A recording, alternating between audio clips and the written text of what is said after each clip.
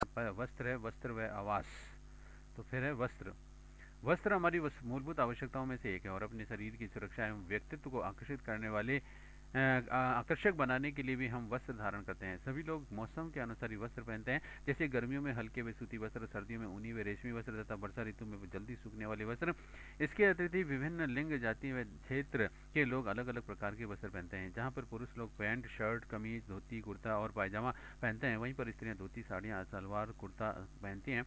कई पुरुष सिर पर टोपी, साफा या फिर पगड़ी भी पहनते हैं और ग्रामीण क्षेत्रों में बुजुर्ग धोती कुर्ता एवं पगड़ी साफा पहनते हैं, और जबकि शहरों में पैंट, शर्ट, बरमुड्डा आदि का प्रचलन है। स्त्रियां गांवों में साड़ी, लुंगड़ा, लहंगा, पेटीकोट आदि पहनती हैं, और जबकि शहरों में साड़ी, पेटीकोट, कुर्ता पायजामा, जीन्स, टॉप आदि भी पहनती हैं। विभिन्न ऋतुओं में शरीर की आवश्यकता भिन्न भिन्न होने के कारण भी विभिन्न ऋतुओं में भिन्न भिन्न प्रकार के वस्त्र पहने जाते हैं, जिनका की वर्णन निम्न प्रकार है। गर्मियों में पहनने में जाने वाली वस्त्र में गर्मियों में हम हल्के रंग के वस्त्र पहनते हैं और गहरे रंग के वस्त्र अपेक्षाकृत अधिक ऊष्मा अवशोषित करते हैं। हल्के रंग के कपड़े ऊष्मीय विकिरणों के अधिकांश भाग को परावर्तित कर देते हैं, और जिससे कि गर्मी कम लगती है, और ऐसे गर्मियों में हमें हल्के रंग के वस्त्र अधिक ही आरामदायक लगते हैं। गर्मियों में सूती वस्त्र पहने जाते हैं और इस ऋतु में शरीर से पसीना अधिक निकलता है और सूती वस्त्र पसीने को सोख लेते हैं तथा शरीर को ठंडक प्रदान करते हैं। अतः गर्मियों में सूती वस्त्र पहनना भी अधिक सुखकर लगता है। सर्दियों में पहने जाने वाली वस्त्र हैं। सर्दियों में पहने गहरे रंग के वस्त्र पहनना अधिक आरामदायक है प्रतीत होता है, क्योंकि गहरे रंग के वस्त्र अपेक्षाकृत अधिक ऊष्मा अवशोषित कर शरीर को गर्मी देते हैं।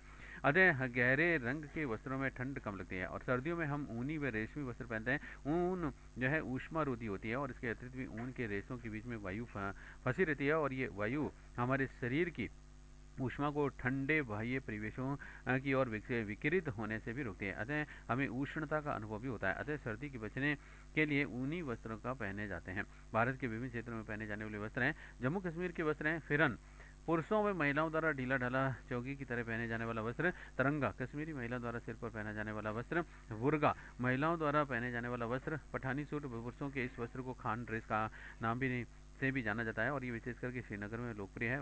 कसावा, फिरन के साथ में पहनी जाने वाली लाल रंग की टोपी है। और कुंटोप्स, लद्दाखी महिलाओं द्वारा पहना जाने वाला ऊनी गाउन। इसके साथ में बॉक भी पहना जाता है। बॉक is the brightly decorated show that the can I be caring of passage and giving children। गोर गोचा, गोचा जो है लद्दाखी पुरुषों द्वारा गले में पहना जाने वाला भेड़ की खाल से बनी ऊनी वस्त्र है। हिमाचल प्रदेश में वस्त्र लोनचारी हिमाचल प्रदेश की महिलाओं द्वारा पहना जाने वाला वस्त्र है। और राहीदे हिमाचल प्रदेश की महिलाओं द्वारा सिर पर पहना जाने वाला वस्त्र है। और फिर है पट्टू लिंगयत, विभिन्न प्रकार की शॉल। तेपांग, पुरुषों द्वारा पहनी जाने वाली किन्नौरी टोपी। छुब्बा, अचकन जैसा लंबा ऊनी कोट जो कि पुरुषों द्वारा पहना जाता है। गच्छांग, पुरुषों द्वारा कमर पर पहने जाने वाला वस्त्र है।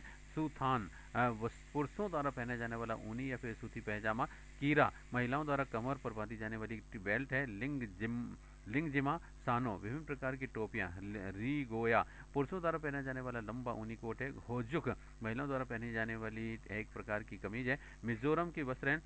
पुआनचेई, मिजो जो है महिलाओं द्वारा पहना जाने वाला वस्त्र है। पुआन, मिजो, पुरुषों द्वारा पहने जाने वाला वस्त्र है। जोपी लुकुम, खुम्बेयुकु, विभिन्न प्रकार की मिजो टोपी है। और आसाम की वस्त्र है। मुगा, मेखला चादर व इरी चादर आसामी महिलाओं द्वारा पहने जाने वाले वस्त्र हैं। महिलाओं के अन्य वस्त्र रिगु, रिजमाम फाई, रिहा, रिखा सोओस, चेखम चुम, फेफेक, हुरा आदि। और संपा, मिसिंग जाति की महिलाओं द्वारा भी कमर पर भी पहने जाने वाला वस्त्र है। रिका, फेंटोंग व शो, असम के पुरुषों द्वारा पहने जाने वाले वस्त्र हैं। फिर है रिन सासो, पुरुषों द्वारा पहने जाने वाला स्कार्फ है। मिब्बू, पुरुषों द्वारा पहने जाने वाला कवर कोट है। अरुणाचल प्रदेश के वस्त्र है। मुसाइक्स, महिलाओं द्वारा पहनी जाने वाली एक प्रकार की जैकेट है। और मुकाक, पुरुषों द्वारा कमर पर बांधा जाने वाला वस्त्र है। मेघालय के वस्त्र हैं। जैनसैन, महिलाओं द्वारा पहने जाने वाला वस्त्र है। और डक मांडा, गारो, महिलाओं द्वारा कमर पर बांधा जाने वाला लुंगी की तरह का वस्त्र है। फिर है किरसहा, जन जयंतियाँ, महिलाओं द्वारा सिर पर पहने जाने वाला वस्त्र, ये खेत में कार्य करते समय पहना जाता है। फिर है एकिंग, टेप मोह, जैनकुप, थो, खिरंग वांग, महिलाओं के विभिन्न वस्त्र हैं। फिर सिक्किम के वस्त्र हैं।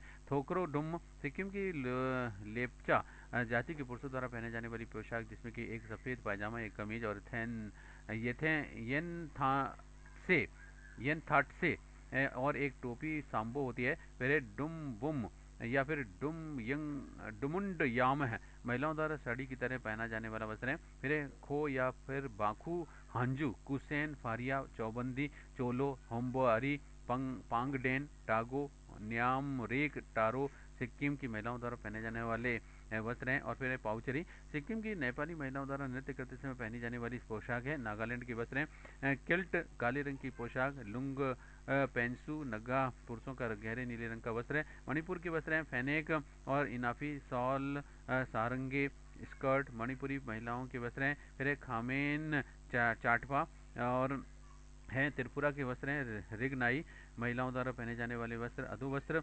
और रिसा व रिकुट्टी महिलाओं के वस्त्र, रिकुट्टू गमछा पुबाई पुरुषों के वस्त्र। झारखंड के वस्त्र भागवान पुरुषों का वस्त्र है। और पांची व परहान महिलाओं के वस्त्र है। और लक्षद्वीप के जो है वस्त्र हैं काची महिलाओं का वस्त्र, थाटम महिलाओं द्वारा सिर पर पहने जाने वाला स्कार्फ। केरल के वस्त्र, केरल के लोगों प्राय सफ़ेद वस्त्र पहनते हैं। मुंडू व नेरी यांथू पुरुषों के वस्त्र, मुंडुम व नेरियाथुम महिलाओं के वस्त्र। गुजरात के वस्त्र चोरनोस, केडिया या फिर अंगरखू, फेटो का कफानी या फिर फरहन पुरुषों के वस्त्र। और चानियो, पोल्लू, आया, आभा या फिर कंजरी महिलाओं के वस्त्र। आभास गुजरात के कच्छ के क्षेत्र का पारंपरिक वस्त्र है। पंजाब के वस्त्र में फुलकारी पंजाब में प्रचलित एक प्रकार का शॉल है। सरारा, लांचा पंजाब में महिलाओं द्वारा पहने जाने वाले वस्त्र हैं। टांबा, तहमत ये धोती या का पंजाबी रूप है और जिसे कि पुरुषों द्वारा पहना जाता है। फिर कुछ अन्य प्रमुख वस्त्र हैं। पानो बाजू गोवा की महिलाओं द्वारा पहने जाने वाली पोशाक है। नववारी 9 गज की साड़ी जो कि महाराष्ट्र, गोवा आदि क्षेत्रों में पहनी जाती है। फिर है लुगडैन दादर व नागर हवेली के प्रचलित एक प्रकार की साड़ी है। फतुई महाराष्ट्र में पुरुषों द्वारा पहने जाने वाली पोशाक या फिर आधी बाहों की बंडी होती है जो कि लोग धोती के साथ में पहनते हैं। फिर है कमरी आंध्र प्रदेश में पुरुषों द्वारा पहना जाने वाला वस्त्र है। फिर फैज टोपी आंध्र प्रदेश में मुस्लिमों द्वारा पहनी जाने वाली टोपी है। फिर है धोत्रा कर्नाटक में पुरुषों द्वारा पहनी जाने वाली धोती और माहेश्वरी साड़ी। मध्य प्रदेश में निमित्त साड़ी लंगवा चोवोनी। दक्षिण भारत में नव युवतियों द्वारा पहना जाने वाला वस्त्र है। फिर है तिमियाक व अनुहाक है। टुंड्रा प्रदेश की एक्सकीमो जाति के पुरुषों द्वारा भी पहने जाने वाला वस्त्र है और ये सील मछली की खाल से बनाया जाता है। तिमियाक के ऊपर पहने जाने वाले कपड़े को अनुहाक कहा जाता है। चमड़े के बनाए गए इनके जूतों को कार्मिक कहते हैं। और कारो शह कालाहारी मरुस्थल की बुशमैन जाति की स्त्रियों द्वारा पहना जाने वाला वस्त्र है। मेरे कफ्तान ये खिरगिज लोगों द्वारा पहने जाने वाला वस्त्र है। चुंग भारत के उत्तराखंड की भोटिया जाति की स्त्रियों द्वारा पहने जाने वाला कोट। फिर है फुआ बैल उत्तराखंड की भोटिया जाति की स्त्रियों द्वारा कमर के नीचे तक पहना जाने वाला कुर्ता। अब एक घर पर वस्त्रों का रखरखाव, वस्त्रों के रखरखाव में निम्न बातें शामिल है। पहले तो वस्त्रों की धुलाई करना, दूसरा वस्त्रों की प्रेस करना और तीसरा वस्त्रों की सुरक्षा। वस्त्रों की धुलाई में जब हम वस्त्र पहनते हैं तो वे गंदे हो जाते हैं और ऐसे गंदे वस्त्रों को साफ करने के लिए भी उनकी धुलाई की जाती है। और घर में कपड़ों की धुलाई के में साबुन, डिटर्जेंट पाउडर व कपड़े धोने का सोडा आदि का भी उपयोग करते हैं। और वस्त्रों की धुलाई हाथ से या फिर वॉशिंग मशीन से की जाती है। मशीन से धुलाई करते समय भी दिए गए निर्देशों को ध्यान में रखना जाना आवश्यक है। कुछ वस्त्रों को तो धोया नहीं जा सकता है और उनकी केवल ड्राई क्लीनिंग की जाती है। अन्य शब्दों में इनकी सफाई पानी के प्रयोग से बिना भी की जाती है। वस्त्रों की धुलाई से पूर्व यदि वे फट रहे हैं तो उनकी सिलाई कर लेनी चाहिए ताकि वे और भी अधिक नहीं फटें। यदि कोई बटन ढीला हो रहा हो तो उसका भी अच्छी तरह से टाँका लगा लेना चाहिए। और साथ ही यदि वस्त्रों पर कोई धब्बा या लगा हो तो धुलाई से पूर्व ये धब्बा भी छुड़ाया जाना आवश्यक है। चाय का दाग लगने पर भी यदि तुरंत पानी से धो लिया जाए तो वे दूर हो जाता है। और सूखे हुए दाग को मिटाने के लिए भी सुहागा लगा करके धोना चाहिए और ग्लिसरीन लगाकर भी ये दागा मिटाया जा सकता है। और फिर है वस्त्रों की धुलाई प्रक्रिया। कम गंदे वस्त्रों को भी रंगीन वस्त्रों को पानी में गीला करके साबुन लगाकर या फिर डिटर्जेंट में डाल करके तुरंत रगड़ करके साफ किया जाता है। रंगीन कपड़ों को अधिक देर तक पानी या फिर डिटर्जेंट में धूल में डालने से उनका रंग हल्का होने का डर भी रहता है। वस्त्रों को डिटर्जेंट पाउडर में भिगोना। सफ़ेद वस्त्र तथा बहुत ही अधिक गंदे वस्त्रों को सर्वप्रथम थोड़े गर्म पानी में सर्फ डाल करके भिगो देना चाहिए। और भिगोने से वस्त्र की गंदी नरम पड़ जाती है जिससे कि धुलाई करते समय रगड़ने से वस्त्र जल्दी साफ हो जाते हैं। रेशमी व ऊनी वस्त्रों को नहीं भिगोना चाहिए और रेशमी व ऊनी वस्त्रों को डिटर्जेंट के स्थान पर लिक्विड सोप में जैसे कि इजी है, जेंटल आदि में भी थोड़ी देर भिगो करके पानी में ही बार बार दबा करके निचोड़ना जाना चाहिए ताकि उनकी गंदगी निकल जाए और उन्हें घुमा करके निचोड़ा नहीं जाना नहीं चाहिए और साथ ही उन्हें रगड़ना भी नहीं चाहिए। फिर उन्हें 2-3 बार साफ पानी से निकाल करके सूखा देना चाहिए। वस्त्रों को 1 या 2 घंटे ही भिगोना चाहिए, सारी रात नहीं। और ऊनी वस्त्रों के लिए भी गर्म पानी काम में नहीं लेना चाहिए और बल्कि हल्का गुनगुना पानी काम में लिया जाना चाहिए। रगड़ने या मसलना, सूती वस्त्रों को रगड़ के धोना चाहिए ताकि समस्त गंदगी साफ की जा सके और वस्त्रों को हाथ से अथवा ब्रश से रगड़ करके साफ किया जाना चाहिए। और भारी वस्त्रों को डंडे से कूट करके भी साफ किया जा सकता है। कसीदा करे हुए वस्त्र, रेशमी वस्त्र तथा ऊनी वस्त्रों को नहीं रगड़ना चाहिए। ऊनी वस्त्रों की गंदगी हाथ के हल्के दबाव से साफ की जानी चाहिए। फिर पानी में से झकोलना, वस्त्रों की गंदगी छुड़ाने के लिए बाद उनकी साबुन की या फिर सर्फ निकालने के लिए भी वस्त्रों को पानी से झकोलना चाहिए जाता है और ये आवश्यक है कि वस्त्रों में से असमस्त साबुन या फिर डिटर्जेंट निकल जाए। रेशमी कपड़ों को तेजी से निचोड़ा नहीं जाना चाहिए और रेशमी कपड़ों के आखिरी बार झकोलते समय पानी में सिरका या फिर नींबू का रस भी डालना चाहिए। इससे उन वस्त्रों की चमक बनी रहती है और श्वेत ऊनी कपड़े धोते समय नींबू के रस की 2-3 बूंदे डालने से भी कपड़ा पीला पड़ जाता है। फिर है कलफ लगाना व नील देना, वस्त्र में कड़ापन लाने के लिए भी कलफ का उपयोग भी किया जाता है और कलफ लगाने से वस्त्र में चमक आ जाती है और वे पुनः आकर्षक प्रतीत होते हैं। और कलफ लगाने से वस्त्रों में भी सिलवटें जल्दी नहीं पड़ती हैं और वे कपड़े गंदे भी कम होते हैं। और कलफ लगाने से भी लिए स्टार्च का प्रयोग भी किया जाता है। और समस्त सूती के वस्त्रों, अंतरंग वस्त्र व ब्लाउज के अलावा पर भी कलफ लगाई जा सकती है और स्टार्च को पानी में घोल करके उसमें वस्त्र डाल करके थोड़ी देर बाद में इन्हें धूप में डाल करके सुखा देना चाहिए। और अगर कलफ तेज देना हो तो कपड़ों को कलफ के पानी में डाल करके बिना निचोड़े ही सुखा देना चाहिए। सफ़ेद वस्त्रों में भी नील देनी चाहिए ताकि वे पीलेपन न दिखें। और अगर कलफ वाले वस्त्रों में नील भी देनी हो तो कलफ के साथ साथ ही नील भी मिला देनी चाहिए और नील के कपड़े में बांध करके पोटली बना लें और बाल्टी में पानी लेकर के अच्छी तरह से घोल लें और कपड़े को 10 मिनट तक इसमें रखें और फिर सुखाना। सूती वस्त्रों को अच्छी तरह से धोने के बाद में अच्छी तरह से निचोड़ करके सुखाना जाना चाहिए। सफ़ेद वस्त्रों को सूर्य की रोशनी में सुखाया जाना चाहिए लेकिन रंगीन वस्त्रों को छाया में सुखाया जाना चाहिए ताकि उनके रंग व चमक भी खराब नहीं हो। और फिर ऊनी वस्त्रों को धोने से पूर्व उनकी आकृति को भी एक बड़े पेपर पर बना लेना चाहिए और धोने के बाद में उन वस्त्रों को उसी आकृति पर डालकर के पेपर पर ही सुखाना चाहिए। ऊनी वस्त्रों को तार पर लटका करके नहीं सुखाना चाहिए और उससे उनकी आकृति खराब हो जाती है। और ऊनी वस्त्रों को भी हवादार छायादार स्थानों पर भी सुखाना चाहिए। और सावधानियां, रेशमी वस्त्रों के तंतु बहुत ही नाजुक होते हैं अतः इन्हें भी अधिक समय तक ना तो पानी में रखा जाना चाहिए और ना ही उबालना चाहिए। रेशमी वस्त्रों की धुलाई में भी हल्के साबुन का घोल या फिर रीठे का घोल काम में लेना चाहिए। रेशमी वस्त्रों की अंतिम धुलाई में पानी में नींबू का रस या फिर सिरके की कुछ बूंदे डालकर के खंगालने से वस्त्र की चमक आ जाती है। और है विभिन्न वस्त्रों पर लगाए जाने वाले कलफ, उनके बनाने की विधियां हैं। मैदे का कलफ सामग्री, ठंडा पानी 2 कप मैदा 2 बड़े चम्मच। विधि, एक बर्तन में ठंडे पानी में मैदा घोल में और बर्तन को आंच पर चढ़ा करके घोल को पूरा समय हिलाते रहें और ताकि गुठलियां न पड़ने पाए और जब घोल पारदर्शी हो जाए तो कलफ तैयार हो जाता है। और अब इसे आंच से उतार लेवें और कपड़ों की आवश्यकता अनुसार घोल को ठंडे पानी में भी पतला करके काम में लेवें। इसी प्रकार ये अरारोट व गेहूं के आटे का कलफ भी तैयार करके कपड़ों पर लगाया जाता है और ये कलफ सूती वस्त्रों के लिए भी उपयुक्त रहता है। चावल का कलफ, सामग्री पानी 2 लीटर और चावल 1 मध्यम कटोरी। और विधि है इसका, चावल को पानी में डाल करके अच्छी तरह पका लें और जब चावल अच्छी तरह से घुट जाए एवं पानी पारदर्शी हो जाए तो इसे आंच से उतार लें। छलनी से को छान लें, वह पतला करके कलफ काम में ले लें। इसी प्रकार से साबूदाने का कलफ भी तैयार किया जाता है और यह कलफ भी सूती के वस्त्रों के लिए उपयुक्त रहता है। गोंद का कलफ, सामग्री पानी 1 लीटर गोंद और 30 ग्राम गोंद है। और विधि है, गोंद को एकदम महीन पीस लें और इसे एक बड़े बर्तन में रखें और वह उस पर भी उबलता हुआ पानी डाल दें और जब गोंद अच्छी तरह से घुल जाए तो पतले कपड़े से उसे छान लें और जिस वस्त्र का कलफ लगाना है उसे घोल में अच्छी तरह डुबो दें। वस्त्र को निचोड़ करके हवादार स्थान पर भी छाया में सुखाएं और वस्त्र में हल्की नमी रहने पर भी उस पर प्रेस कर लें। और गोंद का कलफ रेशमी कपड़ों पर भी लगाया जाता है। और फिर वस्त्रों में कड़ापन लाने के लिए भी कलफ का उपयोग किया जाता है और रेशमी वस्त्रों पर गोंद का कलफ लगाया जाता है। और ऊनी वस्त्रों को खंगालते समय पानी में 1 चम्मच बोरेक्स डालें और इससे ऊन आपस में नहीं जुड़ेगी। और स्वेटर को धोकर के हमेशा उल्टा सुखाएं ताकि रंग फीका ना पड़े। और ऊनी कपड़ों को तार पर लटका करके ना सुखाएं, इससे उनकी आकृति बिगड़ती है।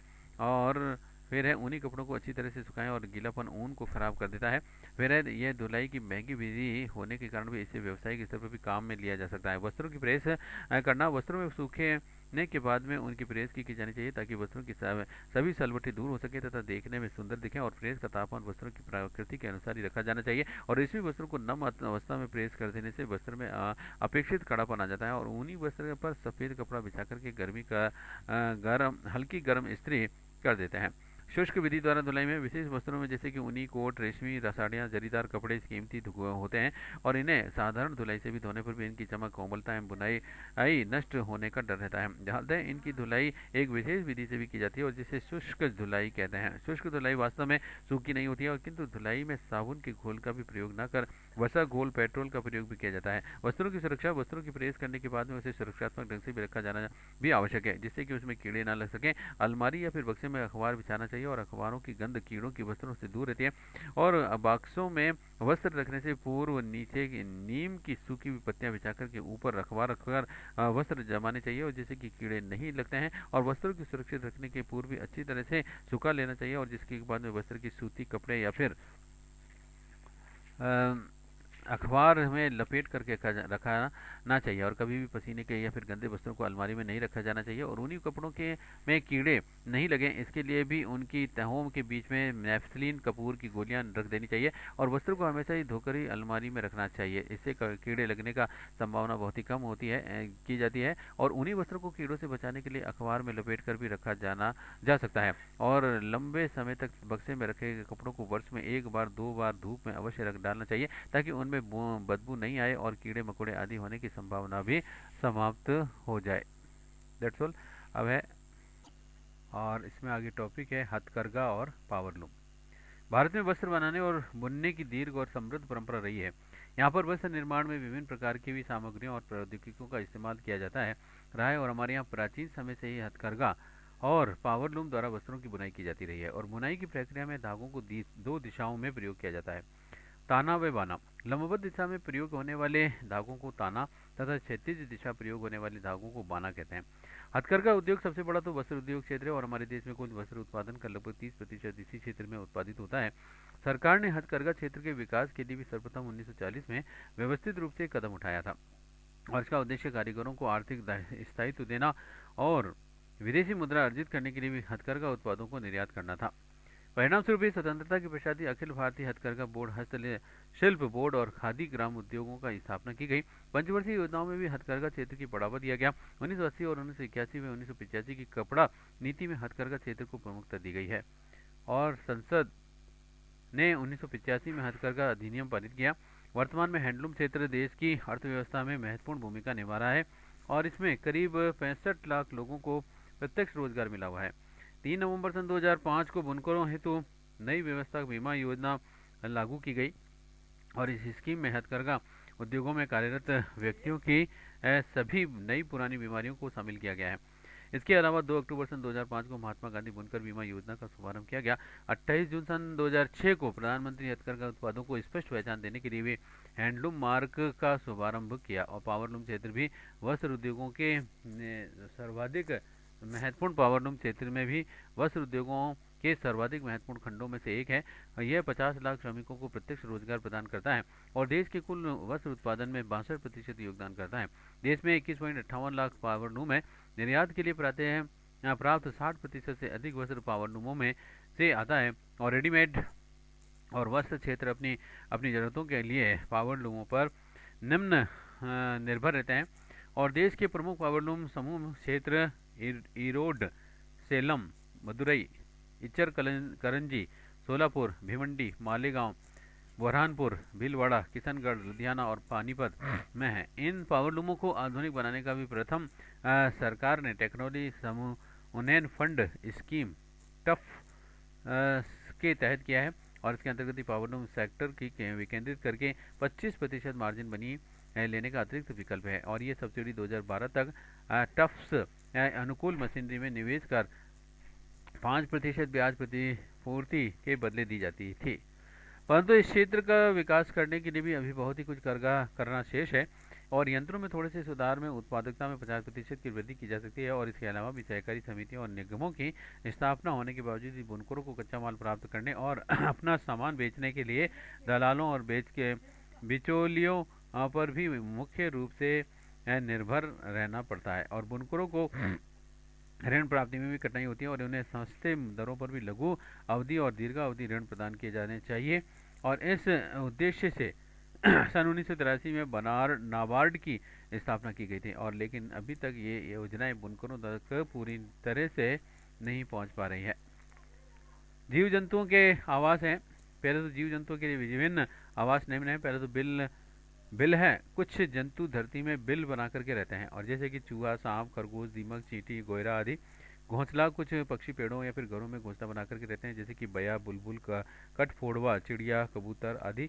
और बया का घोंसला भी बहुत ही सुंदर होता है। गिलहरी पेड़ की कोटर में रहती है और मांद या फिर गुफा, शेर, भेड़िए, लोमड़ी, भालू आदि मांद या फिर गुफा में रहते हैं। फिर है पेड़ की शाखाएं। बंदर, चील, कौवा, टिड्डा आदि पेड़ की शाखाओं में रहते हैं। छत्ता, मधुमक्खी, बर, ततैया आदि छत्ते में रहते हैं। और घर, छिपकली, चूहे वे पालतू जंतु घरों में रहते हैं। और जल समुद्रों, नदियों आदि में भी रहने वाले जीव जंतुओं का भी आवास होता है। गाय, भैंस, भेड़, बकरी आदि पालतू जानवरों के लिए भी छप्पर या फिर बाड़ा बनाया जाता है और पक्षियों के लिए पिंजरा या फिर जाली का घर भी बनाना पड़ता है। हमें मानव आवास। प्रत्येक मानव के लिए घर पर एक मूलभूत आवश्यकता है। मकान गर्मी, सर्दी, वर्षा व जीव जंतुओं से भी हमें सुरक्षित रखता है और मकानों में हमारे समस्त कार्य संपादित होते हैं। कच्चे घर, पक्के घर, झोपड़ियां आदि विभिन्न प्रकार के मानवीय आवास हैं और आवास से तात्पर्य वह स्थान होता है जो कि ईंट, पत्थर, संगमरमर आदि से बना हो तथा जिसे कि मानव द्वारा रहने के लिए प्रयुक्त किया जाता हो। और इसमें एकाकी झोपड़ी से लेकर के नवीनतम भवन, राजप्रसाद, दुर्ग आदि सभी शामिल है। और आवासों की आवश्यकता निम्न कारणों से है। दिन भर के श्रम के बाद में रात्रि में सुरक्षित स्थान पर शयन व विश्राम हेतु। और है फिर जंगली पशुओं, चोर, डाकू एवं शत्रुओं से सुरक्षा हेतु आर्थिक क्रियाओं द्वारा भी उत्पादित वस्तुओं के संग्रह व अपनी संपत्ति की सुरक्षा हेतु। मानव के समस्त गतिविधियों के संचालन हेतु और विभिन्न प्रकार के विशिष्ट मानव आवास हैं। इग्लू, ये उत्तरी अमेरिका की ग्रीनलैंड के आर्कटिक क्षेत्र के टुंड्रा प्रदेशों में निवास करने वाली एस्किमो जनजातियों के आवास हैं। एस्किमो लोग हड्डी, खाल तथा बर्फ के सख्त टुकड़ों को जोड़कर के इग्लू नामक गुंबद नुमा मकान बनाते हैं और शीतकाल में कड़ाकेदार ठंड इन मकानों की मजबूती को बढ़ाती है। और इन मकानों का व्यास भी 4 से 5 मीटर तक तथा ऊंचाई 3 मीटर तक होती है। और इग्लू के अंदर ही की तरफ भी दीवारों तथा फ्लोर पर भी झील मछली की खाल लगाई जाती है और इससे ये मकान अंदर से गर्म बने रहते हैं। और दीवार वह खाल के मध्य रिक्त स्थान छोड़ा जाता है और इसे रिक्त स्थान में ठंडी हवा की उपस्थिति होती है और इससे कि इग्लू की आंतरिक गर्मी से बर्फ से बनी हुई दीवारें पिघलती नहीं है। और इग्लू में गर्मी व रोशनी बनाए रखने के लिए भी सील मछली की चर्बी जलाई जाती है। इग्लू में एक छोटा सा द्वार होता है और इस द्वार को प्रयोग भी लेट करके अंदर बाहर आने जाने में किया जाता है। एस्किमो कुछ घंटों में ही अच्छा इग्लू बना लेते हैं। परिवार बड़ा होने पर एक से अधिक इग्लू आपस में जोड़ करके बनाए जाते हैं और सील मछली की चर्बी को जला करके इग्लू में रोशनी की जाती है। फिर है ट्यूपेक है। एस्किमो लोगों के चमड़े के बने हुए तंबू जो कि उनके ग्रीष्मकालीन आवास होते हैं। ये घर कैरिबो तथा ध्रुवीय भालू की खाल के बने होते हैं। किस्ताऊ, कजाकिस्तान की खिरगिज जाति के आवास स्थान को घास के से निर्मित होते हैं और खिरगिज इसमें शीत ऋतु में निवास करते हैं। यूर्त है। खिरगिज जाति के ग्रीष्मकालीन आवास से चमड़े के बने हुए तंबू होते हैं और ये ऊनी नमदे से भी बनाए जाते हैं। भील जाति के आवासों को आयताकार होते हैं और इनकी दीवारें बांस तथा या फिर पत्थर की बनी होती हैं और फर्श मिट्टी या फिर पत्थर की तथा छत खपरेल या फिर घास फूस की बंगाल और ओराक तब कातुम ओराक है संथाल जनजाति के आवास गृह है। फिर है क्राल। दक्षिणी अफ्रीका में बंटू और नाटाल में जूलू जनजाति के तथा पूर्व अफ्रीका में मसाई और जनजाति के लोग भी द्वारा बनाई गई घास की झोपड़ियाँ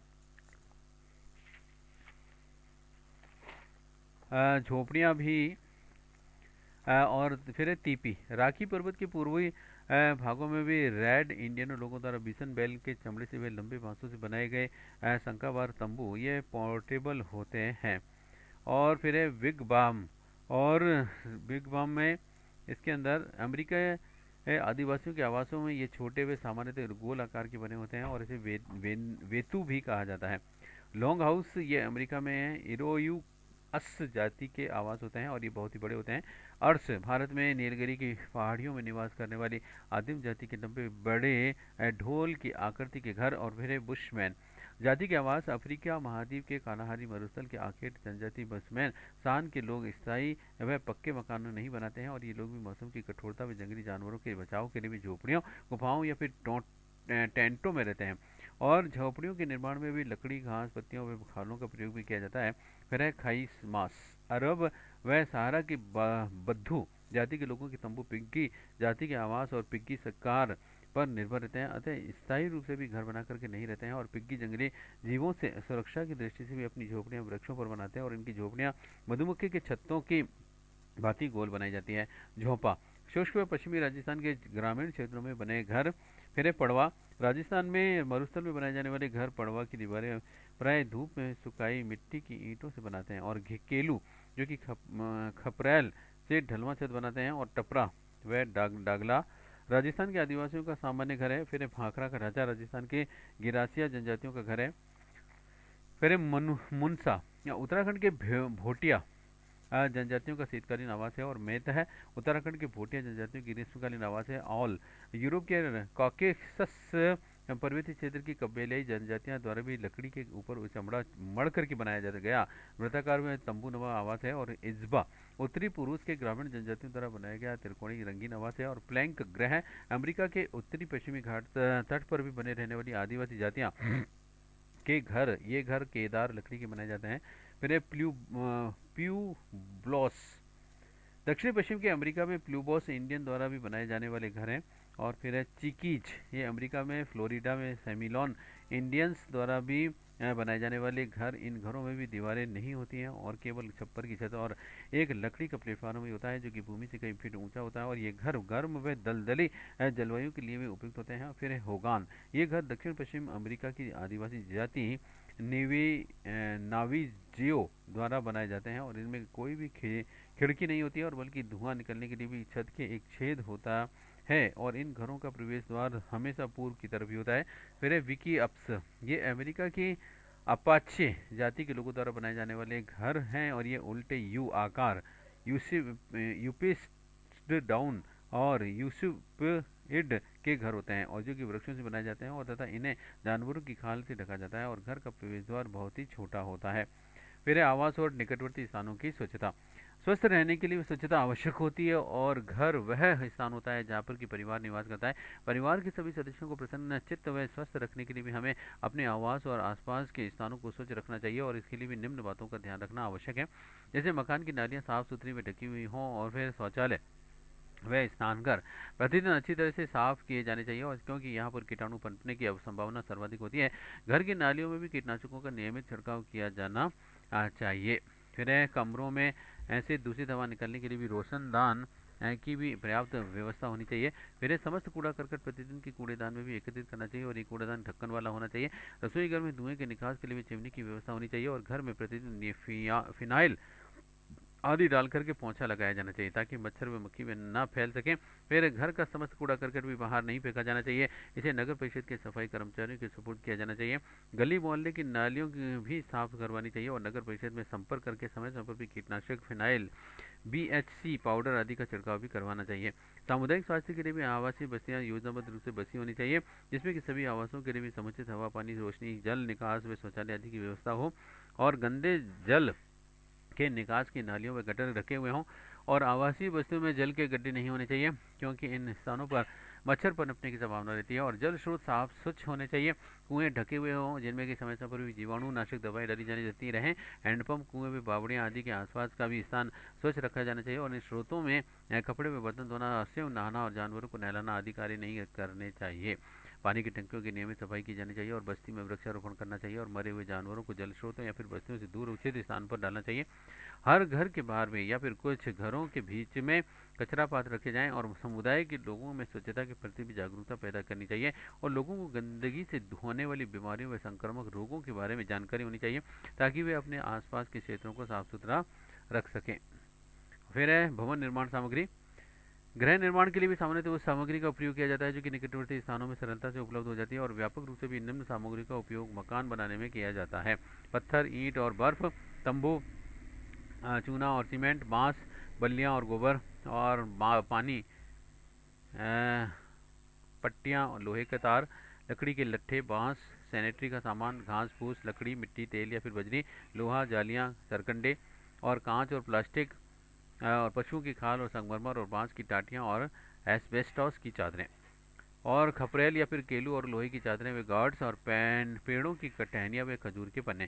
ग्रीनलैंड में आर्कटिक क्षेत्र में मकान इग्लू बर्फ को बनाए जाते हैं, और वहीं पर जापानी व अत्यधिक भूकंप वाले क्षेत्रों में भी लकड़ी से बनाए जाते हैं। और जंगली आदिवासी लोगों वासियों का लकड़ी के लट्टों पर घास फूस से अपनी झोपड़ी बनाई जाती है। और आजकल पक्के मकान बनाए जाते हैं जिनमें कि चूना, सीमेंट, लोहा, बजरी, पत्थरों व ईंटों से बने चिनाई की जाती है, और छत पट्टियों से भी बनाई जाती है। परंतु अब बड़े शहरों में छत आरसीसी की बनाई जाती है। भवन निर्माण में भी विभिन्न औजारों भी काम में आते हैं, जैसे कुदाल है, फावड़ा है, तगारी है, दुरमट, गुनिया, करनी, साहुल, सूत्र, हथौड़ा, चप्पी, मस्तर, घन और गेती आदि।